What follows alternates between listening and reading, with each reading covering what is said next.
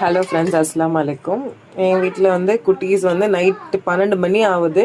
கிச்சடி வேணும்னு கேட்டாங்க. So khichdi ready பண்ணிக்கலாம் அவங்களுக்காக. 2 டேபிள் ஸ்பூன் ஆயில் போட்டோம். என்னென்ன இன்க்ரீடியன்ட் போடலாம் இதுக்கு மேலே பார்க்கலாம். ஸோ லவங்க, பட்டை, ஏலக்காய்,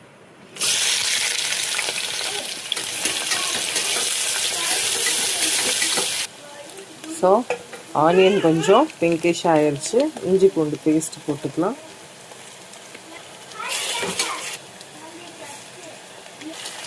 புதினா ஆட் பண்ணியிருக்கோம். பச்சை வாசனை போகிற வரைக்கும் கொஞ்சம் வதக்கிக்கலாம். அப்புறம் சால்ட்டு, அக்கா மைசூர் ஆட் பண்ணிக்கலாம். மைசூர் பருப்பு நல்லா கலந்து விட்டுக்கலாம். மைசூர் பருப்பு போட்டோன்னா கொஞ்சம் ரொம்ப டேஸ்டியாக இருக்கும். குழந்தைங்க இஷ்டப்பட்டு கொஞ்சம் வாங்கி இன்னும் எக்ஸ்ட்ராவாக சாப்பிடுவாங்க. ஸோ இதில் கொஞ்சம் நேரம் தக்காளி ஆட் பண்ணிக்கலாம். ஸோ இப்போ தக்காளி ஆட் பண்ணோம்ல, நல்லா கலந்து விட்டுக்கலாம். தக்காளி நல்லா ஸ்மஷ் ஆகிடணும். கொஞ்சம் ஸ்மூத் ஆன உடனே நம்ம இதில் ரைஸும் வாட்டரை ஆட் பண்ணி க்ளோஸ் பண்ணிக்கலாம். ஆல்ரெடி ரைஸ் வாஷ் பண்ணி ஏரில் வச்சுருந்தோம். ஸோ சிம்பிளாக கொஞ்சம் தூரல் மாதிரி இருக்கணும்ன்ட்டு நம்ம ரொம்ப ஊற வைக்கக்கூடாது ரைஸ். இதில் வாஷ் பண்ணிட்டோமா 2 டைம் அப்படி காய வச்சிடணும்.